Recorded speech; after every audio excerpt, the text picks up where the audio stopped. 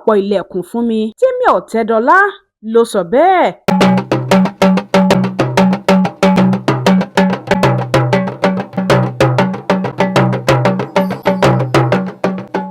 Òṣèrébìnrin tó tún gbajúmọ̀ lórí ẹ̀rọ ayélujára Temi Otedola Jíbádé ló ti fa àríwísí oríṣiríṣi lórí ayélujára báyìí lẹ́yìn tó gbà pé lóòótọ́ òun jẹ àwọn àǹfààní pé wọ́n bí òun sínú ọ̀kan lára àwọn ìdílé tó lọ́lá jùlọ lórílẹ̀‐èdè yìí.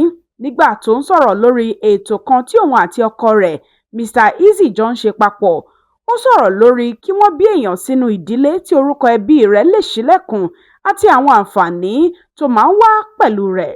Nínú ọ̀rọ̀ rẹ̀, ó ní òun ò fìgbà kankan jiyàn pé ọmọ inú ọ̀rọ̀ lòun, tó sì ní ó máa ń ya òun lẹ́nu bí àwọn èèyàn ò bá fara mọ́ àwọn dáadáa tí wọ́n bá rí látara orúkọ mọ̀lẹ́bí.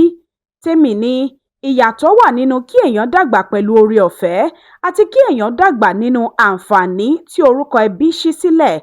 Ó ní lóòótọ́ oore ọ̀fẹ́ lè fún èèyàn ní àwọn àǹfààní àti ohun tí èèyàn nílò, ṣùgbọ́n ó yàtọ̀ sí ẹni tó rí àǹfààní látàrí àwọn ilẹ̀kùn tí orúkọ bàbá rẹ̀ lè ṣí lọ.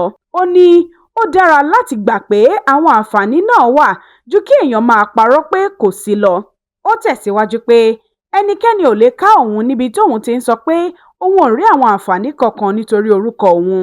Temi tó jẹ́ ọmọ ìlúmọ̀ọ́ká oníṣòwò Fẹ́mi Ọ̀tẹ́dọ́lá ní ọ̀rọ̀ rẹ̀ ti wá fa àríwísí oríṣiríṣi lórí ayélujára báyìí. Bí àwọn kan ṣe ń gbóríyìn fún pé ó sọ òótọ́, ni àwọn kan ń sọ̀rọ̀ lórí bí ó ṣe pàtàkì fún gbogbo èèyàn láti rí àǹfààní kan náà láì fárí apá kan dá kan sí. Temi Otedola Jíbádé ló wọ agbo tíátà ní ọdún 2020. Ní ọdún tó kọjá ló fẹ́ gbajúgbajà olórin tàkasúfèé Mr Eazi tí wọ́n sì ń retí ọmọ báyìí. Tolúwalékè Àlí ló ń jábọ̀ ròyìn fún Ta Fàájì.